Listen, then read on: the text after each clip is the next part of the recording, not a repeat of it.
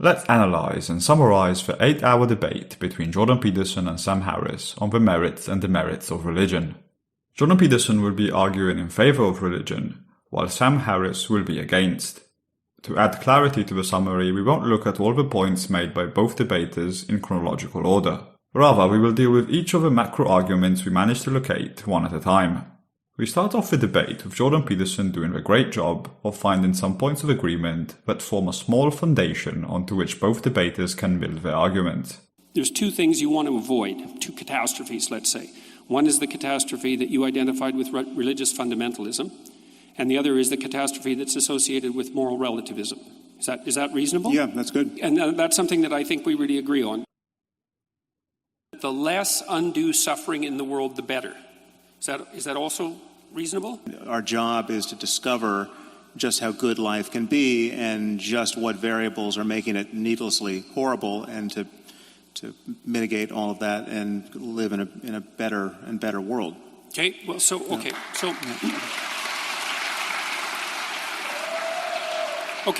that's a lot of points of agreement. Dogmas have to be enforced by force or the threat of force, because the moment someone has a better idea, you have to shut it down in order to preserve your dogmas. Okay. So the commonality seems to be something like claims of absolute truth at some level that you're no longer allowed to discuss. Yeah. So that's another point of agreement then, I would say. So there are other reasons for group belief and the commission of atrocity that can't be directly attributed to religious dogma. Yeah, so you can get tribal violence that gets amplified by religious dogmatism, and that should trouble everyone. But it's not unique to religion. It's also nationalism, and it's racism, and it's all other kinds of dogmatism. The details of the main argument Sam Harris proposes against religion are constructed by questioning him. What you're saying is that the reason to fear religious dogma is really on the dogma side and not the religion side, which at least leaves open the possibility that something could exist over on the religion side that doesn't have that characteristic, right? That often they travel in tandem, but that the thing to fear is not the religious belief, it is the dogmatic nature of the way it is conveyed. Oh, yeah. Is that fair? The other way to say that is the only thing that's wrong with religion is the dogmatism. Dogma is a good word, specifically within Catholicism, and the notion that you must believe things on faith, that is in the absence of compelling evidence that would otherwise cause a rational person to believe it, that in a religious context is considered a feature, not a bug. Elsewhere we recognize it to be a bug. We also discover Jordan Peterson's starting position throughout the discussion. The easiest way to showcase it is through the steerman given by Sam Harris at the start of the second part of the debate. Clearly, I don't understand how valuable stories are, how deep they go, the degree to which stories encode not only the wisdom of our ancestors, but quite possibly the wisdom born of the hard knocks of evolution of the species. And there's a class of stories that are religious stories, and they're religious for a reason, because they're dealing with the deepest questions in human life. This is not knowledge we can recapitulate for ourselves easily. And so we edit or ignore these ancient stories at our peril. How did you feel about his encapsulation of yours? Well, I'm convinced, man. Sam Harris will go on a series of offensives against this argument. The first type constitutes in trying to get Jordan Peterson to admit that some stories in the Bible are wrong. Christianity is actually a cult of human sacrifice. Christianity is not a religion that repudiates human sacrifice. Christianity is a religion that says, actually, no, human sacrifice is necessary, and there was only one that, in fact, was necessary and effective, and that's the sacrifice of Jesus. And I think that is not only a morally uninteresting vision of our circumstance and how we can be redeemed, it's morally abhorrent. But Jordan Peterson always has an interpretation that shows that what is written is not wrong in the context of the overall narrative. But, one of the things that you see happening in the biblical narrative, which is extraordinarily interesting, is that you see echoes of child sacrifice at the beginning, but what happens is the sacrificial notion gets increasingly psychologized as the story progresses. So, you see that transition with Abraham and Isaac, where the child sacrifice is actually forbidden, although previously demanded by God. And then you also see it, as you already laid out, in the substitution of the circumcision for the idea of sacrifice itself. Right. And then what seems to happen, I'm trying to figure out how these ideas develop psychologically from their behavioral underpinnings, is that eventually it becomes psychologized completely. So you can say, well, we can conceptualize a sacrifice in the abstract, so my parents can sacrifice to send me to university without anything or anyone having to die. It transforms itself from something that's enacted out as a dramatic ritual into something that's a psychological reality. What looks to me like what happened is that after we observed that people who were capable of delaying gratification sacrificed things that they valued in order to obtain a future goal, and it worked, that we started to codify that as a representation and then started to act it out. In fact, Jordan Peterson gives several of these interesting interpretations when Sam Harris tries this line of inquiry. That the world is going to end, and its ending is going to be glorious, right? This is at the center of most eschatologies. It's just that when the wheels come off totally, right, that's on some levels the best thing that's ever going to happen, because it's showing you that in this case Jesus is going to come back and throw the sinners into a lake of fire. To which Jordan Peterson explains that Sam Harris just has the wrong interpretation. There's an apocalyptic element to human life. We fail in small ways and we fail in catastrophic ways, and everything that we have we lose and we die. Part of what's revealed in that strange book at the end, which is like a hallucinogenic nightmare in some sense, is that the hero is born at the darkest point in the journey. And it's a psychological truth, and it's very, very apt. There's an idea there that when things fall apart, that's the time for the birth of the hero. And the hero in Revelation is also the place where truthful speech most clearly manifests itself, because in the Christian tradition, Christ is identified with truthful speech. And so the notion there is that redemption under apocalyptic conditions is to be found in the revelation of truthful speech. Jordan Peterson's views on the matter can be summarized by the following exchange that was initiated by Bret Weinstein. Would you agree that there are things written into these religious texts that are unambiguously unacceptable viewed through a modern lens, and not because the texts are so complicated that we have misunderstood something, but there are things that are just written in there that we now understand to be wrong? I would say sentence by sentence, yes, you're correct. Paragraph by paragraph, perhaps. But here's the problem with complicated texts, especially ones that actually constitute narratives. You have to read the beginning as if it's also influenced by the end. The Bible is a series of books, and they had influence on one another, and they were sequenced with a very complex editorial process, and there's actually a developmental narrative that links all the chapters together. My point is that it's a narrative, and everything in a narrative is conditioned by all the rest of the things in the narrative. The next offensive Sam Harris tries is that dogmas go against their initial agreement that claims of absolute truth that are no longer allowed to be discussed are bad. If you buy the claim that the Quran is the perfect word of the creator of the universe, never to be superseded by anything humanity does now or 1,000 years from now, that commits a rational then the exercise of human reason is bounded by this, I would argue, pathological frame, which leads to certain outcomes that should really worry us. The clinical psychologist argues that the narratives the Bible produces are valuable, and even if some were not, the ability to question the stories and dogmas in the Bible is present in the Bible itself. One of the things we already agreed on, as far as I can tell, is that the antidote to pathological dogmatism is free, truthful expression, something like that. Is that? Yeah. Okay. Yeah. But one of the things I would say that's absolutely crucial to Christianity in particular is the notion that the thing that's redeeming is exactly that. That redemption is to be found in truthful speech is actually embodied in Christian mythology, let's say, as a personality and not as an idea. It's actually something that you embody and act out. It's not just an idea. And that's why there's an emphasis on the idea of the embodiment of the word in flesh. You see what happens in the most profound of such texts is the idea that the process by which your knowledge is updated has to occupy a position in the hierarchy of values that supersedes your reliance on dogma is the fundamental claim. The argument is that the free speech dogma supersedes other religious dogma and makes any dogma questionable. If Sam Harris accepts this claim, then it would seem we wouldn't have a disagreement anymore, since premise 2 of his argument would not hold. But the neuroscientist has something to say about this. I also believe that you can play this kind of interpretive game with almost any text. ISIS has the advantage. It's because it's totally straightforward. It's like the advantage is, listen, there's a lot of people spending a lot of time lying to you about what these books mean and what the prophet and how he lived. You know in your heart that my interpretation of this is correct. You just read the words, right?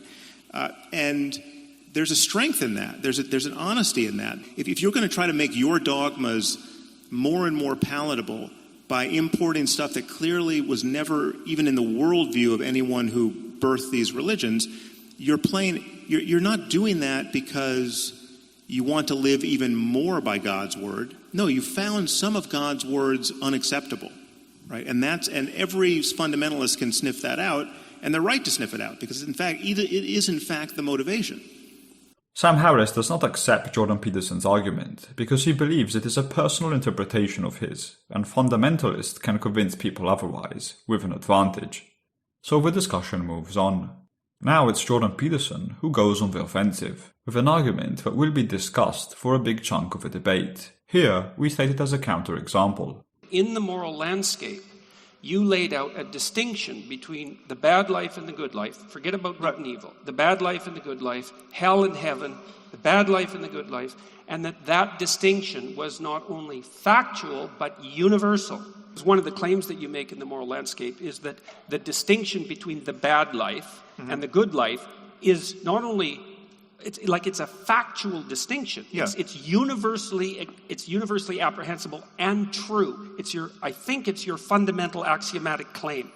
If it's a statement of faith and it's in the value domain, how is it derivable from facts?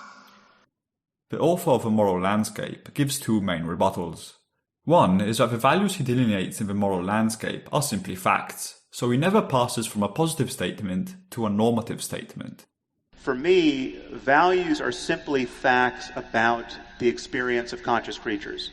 Good and bad experiences give us our values. There are objective facts about subjective experience. So I can make true or false claims about your subjectivity. It's a matter of we are in a circumstance where we have consciousness and its contents in every moment. And my only claim is that the value part, and hence the ethics part, relates to the extremes of positive and negative experience that people have in their lives. The other defense he gives is that in no field of knowledge you can start with a self-justified statement. I don't think that we even have the grounding problem. I think it's a pseudo-problem. In every domain of human inquiry, no matter how, the most hard-headed, so mathematics, logic, physics, at some point we have to pull ourselves up by our bootstraps. At some point we make a move that is not self-justifying and is not justified by any other move that's more rudimentary. Interestingly enough, Jordan Peterson offers a helping hand by saying that it could be possible to ground values in facts, just not how he does it. I don't believe that you can derive a value structure from your experience of the observable facts. Now, that structure of value may be derived from the world of facts over the evolutionary time frame, but it's not derived from the world of facts over the time frame that you inhabit, and it can't be. See, I think the manner in which facts are translated into values is something that actually evolved, and it evolved over 3.5 billion years, the 3.5 billion years of life, and it built the nervous system from the bottom up, and it built this reducing mechanism that takes the infinite number of facts and translates them into a single value per action, and it does that in layers. And so there is a relationship between the world of facts and the world of values, and there has to be, but it isn't derivable one-to-one in the confines of your single existence through pure rationality. Another argument Sam Harris makes throughout the debate is that we can maintain the power of stories and heuristics without religious dogma. He often constructs this claim as a counterexample.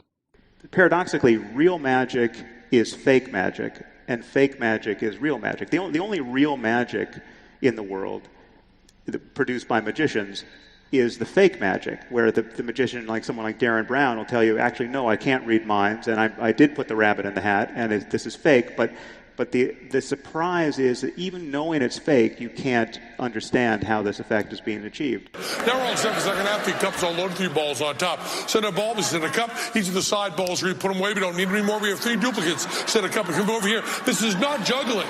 This is called misdirection. For look over here, tells him his final ball under, 1 more to this side. And of course, for the finish, it's an American baseball. And what I worry with the power of story, the power of metaphor, and the religious anchoring there, is that the leverage and the utility can be had even while acknowledging the real mechanics of it, the fakeness of the magic. My concern is that you could do exactly what you do with religion with astrology. Almost everything you say about religion, it's the fact that it has organized human thinking for thousands of years, that it's a cultural universal, that every group of people has given rise to some form of it, that it has archetypal significance, that it has powerful stories. All of that can be said about astrology. I'm not minimizing the power of stories. Right? I'm saying we can understand their power without recourse to believing things we shouldn't believe. This ties into the concept of metaphorical truth they briefly touch upon. So the idea of metaphorical truth is the idea that there are concepts which are literally false, that we can falsify in a scientific, rational sense, but that if you behave as if they were true, you come out ahead of where you were if you behave according to the fact that they are false. For which Sam Harris gives us an example. The idea that anyone who's worked with guns at all must have heard this admonishment to treat every gun as if it is loaded. So if I had a gun here that I wanted to show Bret, if I know anything about guns, I'm going to make damn sure that it's unloaded, right? I'm going to pull back the slide, I'm going to drop the magazine, pull back the slide, check the chamber, and do this in a redundant fashion that really looks like I'm suffering from obsessive-compulsive disorder. I mean, it is truly redundant. And then I'll hand it to Bret, and if Bret knows anything about guns, he will do the same thing, having just seen me do it. And if he hands it back to me, again, I will do the same thing, even though there may be no ammunition around.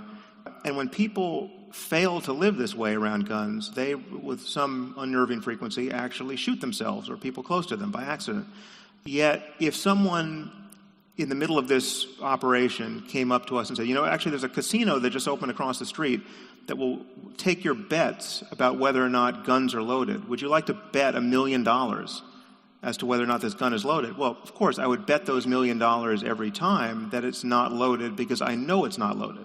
So there's a literal truth and a metaphorical truth, otherwise known as a very useful fiction, which in this case is actually more useful than the truth. Essentially, Sam Harris is arguing that you can have metaphorical truths or valuable stories without religion. But Jordan Peterson argues that stories born out of only rationality are not compelling enough. If we can't transcend the language of the merely rational and move into an intense conversation about good and evil in some sense as metaphysical realities, we can't enter a realm of seriousness, conceptual seriousness, that's of sufficient depth to help heal someone who's been touched by malevolence. And so we have these limits on rational, and the reason I'm making this case is because we've already identified another limit of rational discourse. It's like it doesn't have the motivating power of great fiction and great literature and great poetry, but it also doesn't have the healing power of language that takes the ethical realm to its extreme. Which brings us to the following counter-argument. Atheism is a doctrine of negation. What evidence do we have that a merely secular representation, a rational representation of our ethic, is going to provide us with a motive force that would be sufficient for us to do such things as identify what's valuable about our culture and be motivated to sufficiently protect it. Consequence would be that we would be awash in both nihilism and totalitarian bloodshed, and that is what happened in the 20th century. But Sam Harris believes that the 20th century is an example of how religion is bad, not atheism. The idea that Stalinism and Nazism and fascism were expressions of atheism simply doesn't make any sense. I mean, in the case of fascism and Nazism, it doesn't make any sense because the fascists and the Nazis, by and large, were not even atheists. I mean, Hitler wasn't an atheist, and he was talking about executing a divine plan, and he got lots of support from the churches, and the Vatican did nothing to stop him, and fascism, as you know, coexisted quite happily with Catholicism in Croatia and Portugal and Spain and Italy. So, but even in the case of Stalin, what was so wrong with that situation were all of the ways in which it so resembled a religion. You had a personality cult, you had dogmatism that held sway to a point where apostasy and blasphemy were killing offenses. You know, the people who didn't toe the line were eradicated. The second to last macro argument that occurs ties into these same themes. Democratic institutions not only grew out of the Judeo-Christian substrate, but that they're properly ensconced within that substrate. But I'm also perfectly aware that not every religious or poetic system gives rise to democratic institutions, first, and also that there are Christian substructures, maybe the most obviously in the case of the Russian Orthodox Church, right, where the same metaphysical principles apply, but out of which a democracy did not emerge. And so it does seem to me that what we have in the West is the consequence of the interplay between the fantasy-predicated, poetic Judeo-Christian tradition and the rational critique that was aimed at that by the Enlightenment figures. And that seems to me to mirror something like the proper balance between the right hemisphere and its poetic imagination and the left hemisphere and its critical capacity. And so I would agree with you that the poetic imagination and the ground of religious revelation is something that can lead people dangerously astray. But I would say at the same time that it constitutes the grounds of our initial exploration and that it's actually ineradicably necessary. For which Sam Harris points out that it's a fallacy to think that only because genetic accounts of an issue may be true, they are also conclusive in determining its present merits. This is an instance of what's called the genetic fallacy, the idea that because something emerged the way it did historically, as a matter of historical contingency, it is good, the origin is in fact good and worth maintaining, or that it was in fact necessary, that we couldn't get these good things like democracy any other way, or were unlikely to. In the final argument we will look at, Jordan Peterson essentially argues that Sam Harris is making a composition fallacy. That is, although there may be some parts of religion that are bad, the dogmas, it doesn't make it bad as a whole. It might be that the bad parts necessarily come with the good, and the good outweighs the bad. It isn't obvious to me how to produce an ethos with sufficient motivating power to ground that conception of the minimization of suffering, say, and the promotion of well-being in a way that grips people and unites a society. My sense, especially after thinking about our discussion, is that Sam makes what rationality is do too much work. When your doctrine demolishes let's call it the literary or fictional substructure, and leaves nothing behind, an ethos needs to be provided because something will rush in to fill the void. You make a case that people should work to alleviate suffering and that we should live in truth, but Jesus, Sam, you can summarize that in 2 sentences. It doesn't have the potency of the fictional, literary, artistic substructure that seems necessary to make that into something that's a compelling story. The apparent failure, perhaps, of the rationalist atheist types to develop an active ethos that has sufficient beauty and motivational power to serve as a credible replacement for the religious rituals. So there must be a reason why that failure has occurred. To which Sam Harris gives a possible explanation to why atheism never produced a powerful ethos. To declare your apostasy has been the almost as reliable a way of committing suicide as jumping off a building in most cultures and most societies for the longest time, and still is in many places, as you know, in the Muslim world. So there's been a barrier to entry to thinking creatively about alternatives to religion. Subsequently, he also explains that he doesn't believe atheism would leave a void. I simply don't think that's the case. I think there's so many things we outgrow, both individually, in our own childhoods, and culturally, that where there is no void left. There's no Santa Claus-shaped void, because there really is no leap. There's no global leap to pure rationality. There's this incremental erosion of religious answers to terrestrial questions. All in all, the debate analysed was good-willed, nicely structured, and had some well-articulated interesting points on tricky subjects. The uses of improper rhetoric or logical fallacies were few and far between. Unfortunately, the length of the conversation had the side effect of bringing the debaters to sometimes repeat their arguments.